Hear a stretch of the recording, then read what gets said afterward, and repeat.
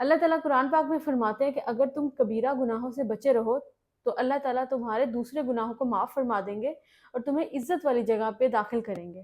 انسان جو ہے خطاؤں کا پتلا ہے۔ اگر ہم میجر سنس کو اوائڈ کریں تو اللہ تعالیٰ جو ہماری اگنورنس کی وجہ سے گناہ ہو جاتے ہیں، ہم سے غلطیاں ہو جاتی ہیں، تو اللہ تعالیٰ ہمیں معاف فرما دیں گے۔ اب اس آیا میں کوئی اسپیسیفک گناہ مینشن نہیں ہے کہ آپ نے ان اسپیسیفک گناہوں سے بچنا ہے۔ اس میں بھی مصلحت ہے۔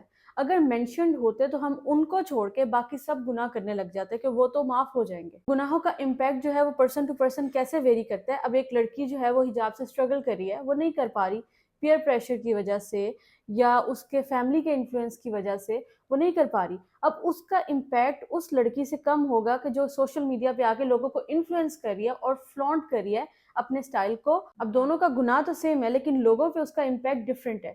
اس لیے ہمیں کوشش کرنی چاہیے کہ میجر سن ہو یا مائنر سن ہو، ہم اس کو اوائڈ کریں۔ جیسے کوئی لڑکا اگر اسموکنگ سے اسٹرگل کر رہا ہے، اس کو بہت بری ایڈکشن ہے، وہ چاہ رہا ہے کہ وہ چھوڑ دے لیکن اس کو ٹائم لگ رہا ہے، اور دوسری طرف ایک لڑکا جو اسموکنگ کر رہا ہے اور پھر لوگوں کو بھی انوالو کر رہا ہے، اپنے دوستوں کو بھی ایڈکشن میں انوالو کر رہا ہے، تو دونوں کا امپیکٹ ڈفرینٹ ہے۔ اس لیے ہمیں کیٹیگرائز کرنے کی بجائے کہ یہ میجر سنس ہیں ان سے بچ لیا جائے اور مائنر سنس کو اگنور کر دیا جائے، ہمیں چاہیے کہ ہم ہر سن کو میجر سمجھیں اور اس سے بچنے کی کوشش کریں تاکہ نہ ہم اس سے انفلوئنس ہو نہ ہمارے ارد گرد والے اس سے انفلوئنس ہو۔